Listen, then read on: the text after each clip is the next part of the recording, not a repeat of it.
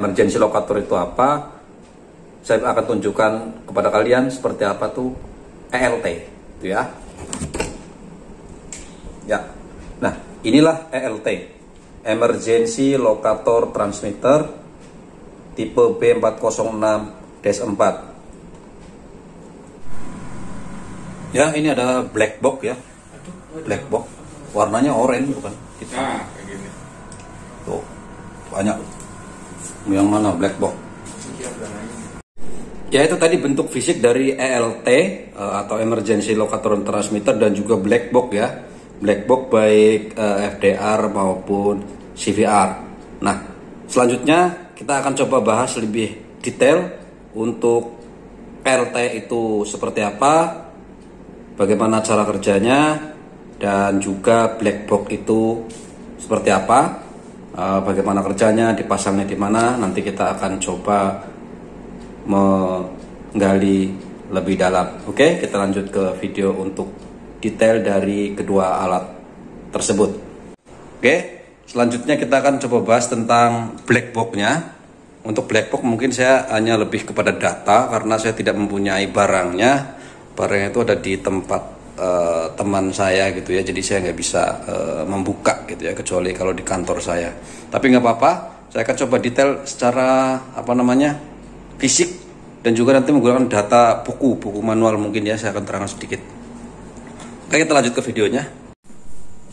Ya, ini kita coba lihat dari dekat, itu ada tulisannya Cockpit Voice Recorder, itu CVR ya. Itu untuk merekam suara di situ. Oke, kita coba lihat dari dekat aja satu persatu seperti ini.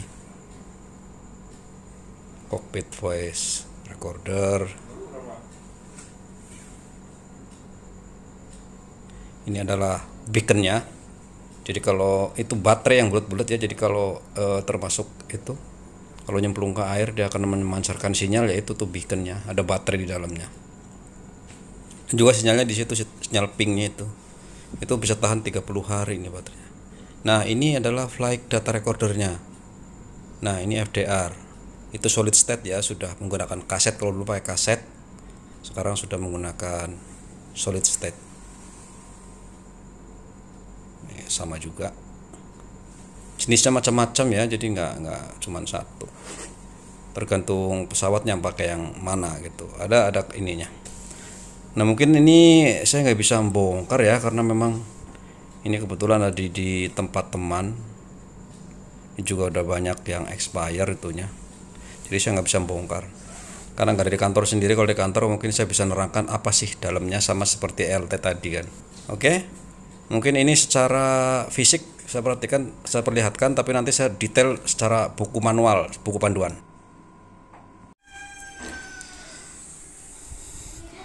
Oke guys, saya akan coba melihat lebih dalam ya untuk cockpit voice recorder ini buatan Honeywell. Itu ada di salah satu yang tadi di rak gitu ya. Ini ada part number yang ini, model AV557C, part numbernya ini.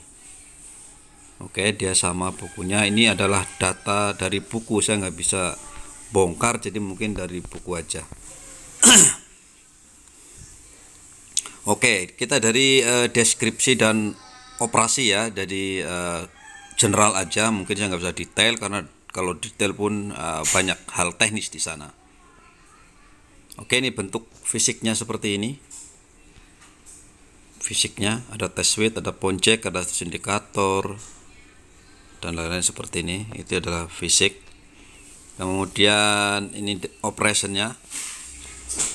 Oke, CVR ini didesain untuk merekam dan menyimpan 30 menit terakhir dari penerbangan, komunikasi dan pembicaraan kru di pesawat tersebut selama penerbangan. Ini untuk membantu investigasi jika terjadi insiden. Itu fungsi utamanya ya. Nah, kebetulan yang ini tape deck AC-nya itu masih menggunakan magnetic tape untuk merekam. Dia bisa merekam, memonitor dan menghapus. Lalu ini seperti kaset, dia masih menggunakan kaset ya kalau di sini. Sayang saya nggak bisa buka, jadi nggak bisa. Jadi menurut buku ini masih menggunakan kaset dan tidak seperti sekarang yang menggunakan solid state seperti halnya micro SD yang dipakai buat handphone gitu ya.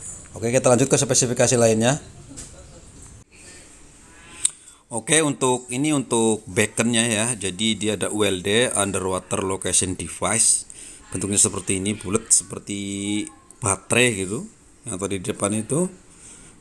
Nah, ini spesifikasi dari ini ada DK100, DK120, DK macam-macam ya ininya ya. Ini untuk DK 12090. Nah, ini yang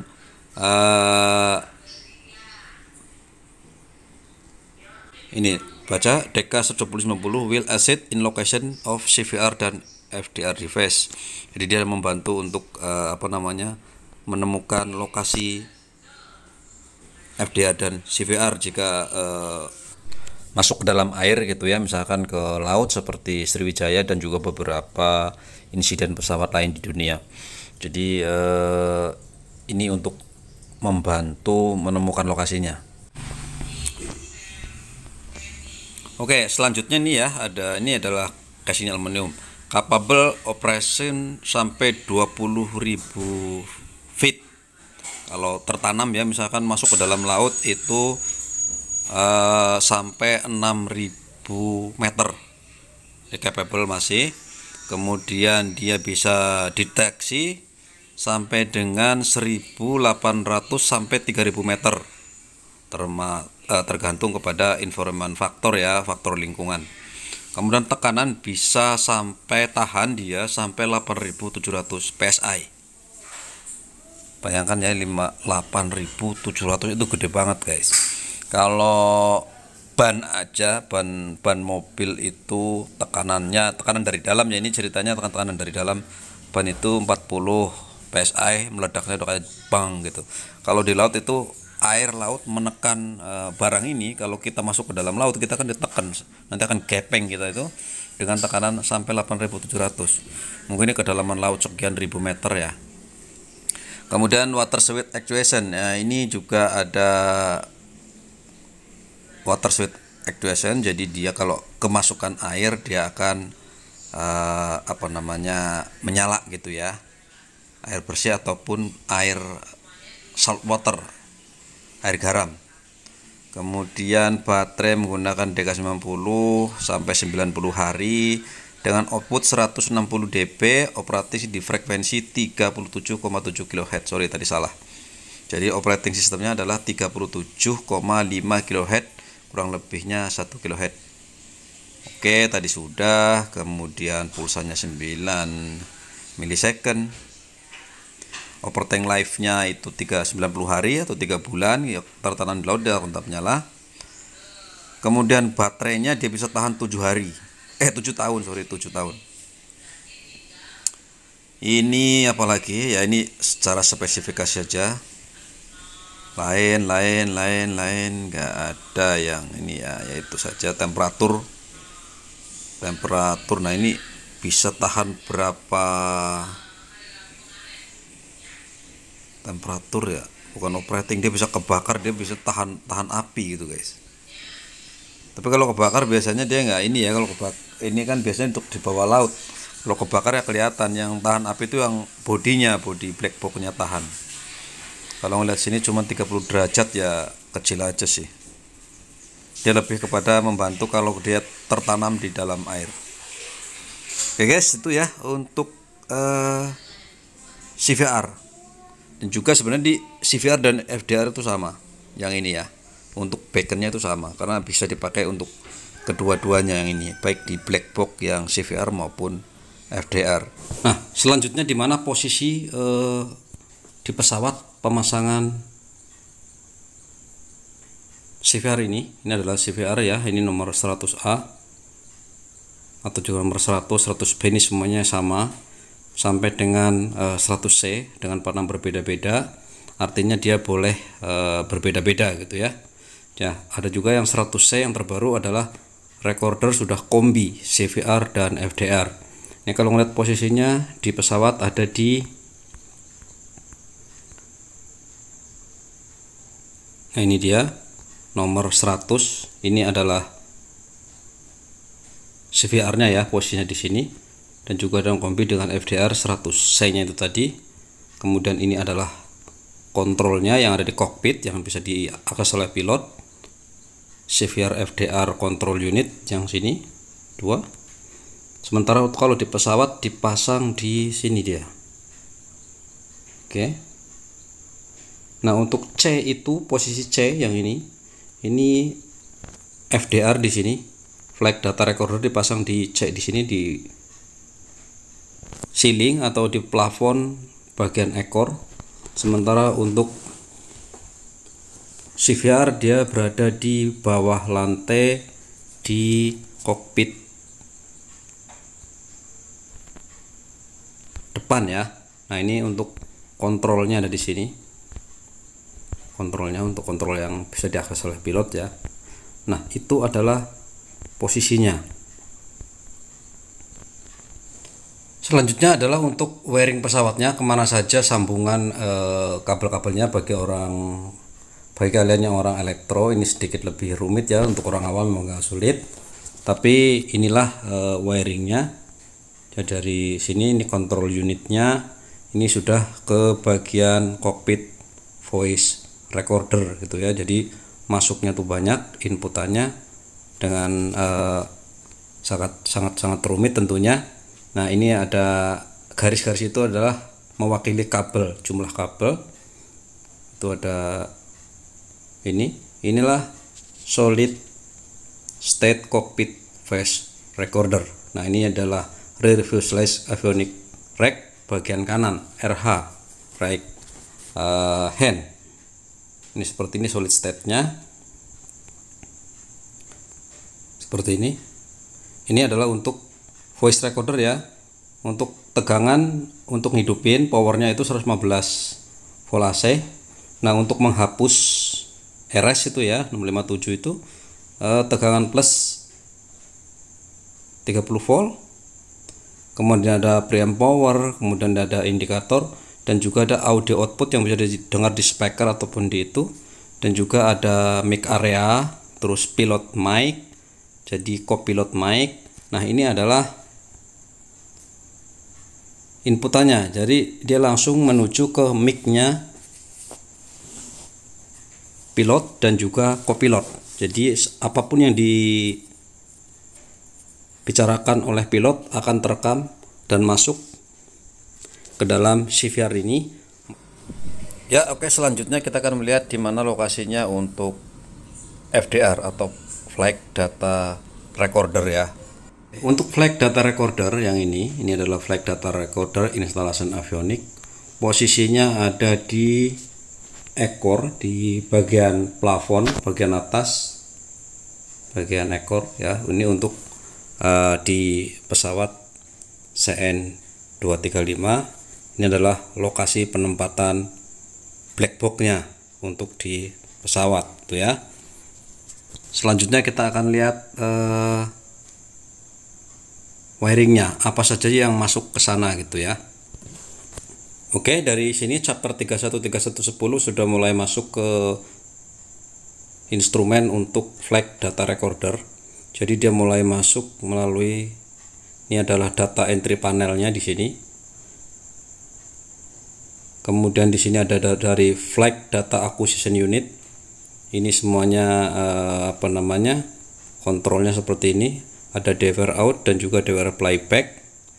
Pengontrolan itu banyak kabel yang masuk ke sana, dan sampai akhirnya dia masuk ke solid state flight data recorder di sini. Seperti halnya juga powernya 115 AC. Dia ada inputan seperti ini ya, ada flag, ada digital data in dan digital data low. Karena sekarang udah menggunakan solid state, jadi kabelnya tidak terlalu banyak lagi, ada yang menggunakan A-ring, jadi tinggal data aja. Jadi dua kabel sudah mewakili ratusan input. Jadi parameternya ini bisa banyak sekali. Seperti dia dari sini, dia masih kategori flight data recorder melalui. Oke, ini masih hal yang sama ya, hanya beda part number yang ini. 007 dan 005. Oke, selanjutnya dia ada flight data acquisition unit juga dari sini. Dari flight data semuanya juga masuk ke sini. Dari berbagai sensor yang ada dia akan masuk ke sini, baru masuk ke FDR. Kemudian lagi ada, ini ada sensor-sensornya.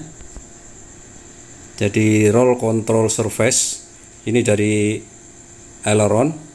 Jadi roll itu untuk miring kanan miring kiri sensornya.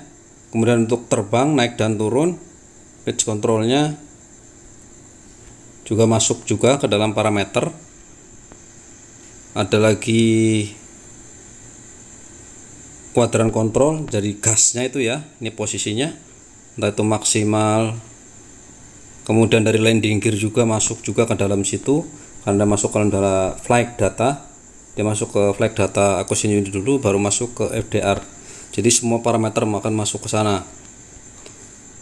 Kemudian masih selanjutnya adalah air data sensor, di mana ini ada ketinggian, ada air speed, ada kecepatan dan lain sebagainya, masuk lewat sini. Kemudian masuk ke FDAU, flight data acquisition unit juga. Kemudian dia adalah akselerometernya. Jadi ini berfungsi untuk jika ada hentakan. Jadi atau ada hantaman, akselerometer ini ada gerakan mendadak dan tiba-tiba yang tidak sewajarnya, sehingga ini akan mengaktifkan ini ada longitudinal cell, lateral dan vertikal. Jadi ada lurus, kemudian vertikal, dan juga miring kanan miring kiri. Selanjutnya apalagi? Udah ya itu ya. Jadi sebenarnya parameternya lebih banyak. Semakin complicated pesawat seperti Boeing atau Airbus 320 untuk sivil, itu akan jauh lebih banyak parameter yang dibaca.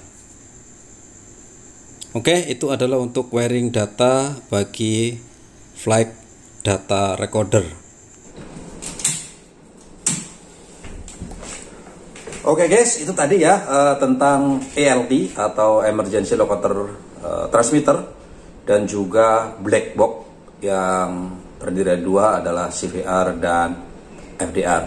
Oke, mudah-mudahan informasi ini bermanfaat dan juga menambah wawasan Anda. Jangan lupa di subscribe, di like, dan di share kepada teman-teman. Salam ITEK 51 dan bye-bye.